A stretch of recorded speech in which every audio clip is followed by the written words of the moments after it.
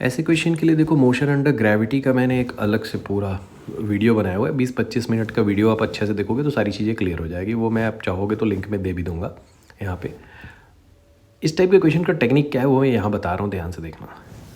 2 points बीच रास्ते में आ रहे हैं एक पॉइंट के, जिसको एक बॉडी के जिसको फ्री फॉल में छोड़ा गया है। वो 80 मीटर उनके बीच का गैप है। So somewhere there is A and 80 metre below that point is B. ठीक है, ये है 80 मीटर। अब कहीं से तो ये गिरना स्टार्ट हुआ होगा, सपोज़ यहाँ से, और वही आपसे पूछा जा रहा है कि ये x था कितना। अब देखो इन्फॉर्मेशन है डिस्प्लेसमेंट और टाइम की।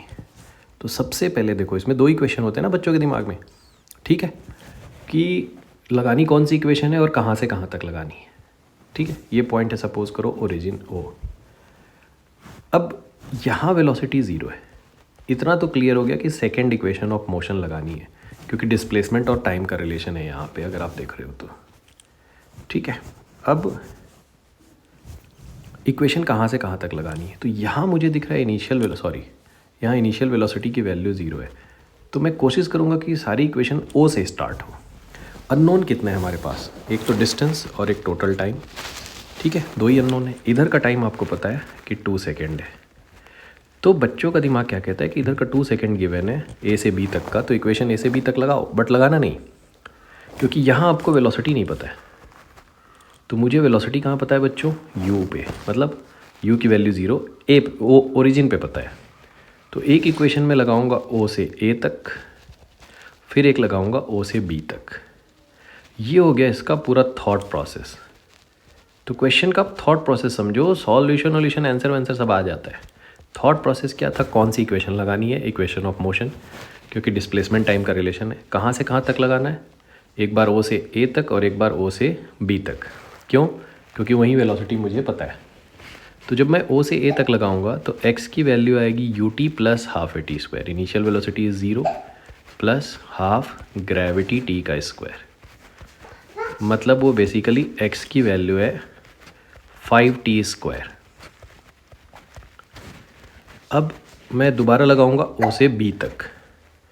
ठीक है, तो उसके लिए टोटल डिस्टेंस है x plus AT। Initial speed उसकी भी 0 है, तो ut वाला टर्म 0 हो गया, हाफ A।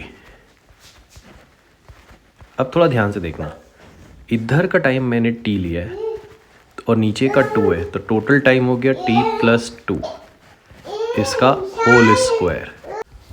नाउ आपके पास 2 अननोन है, एक x और एक t।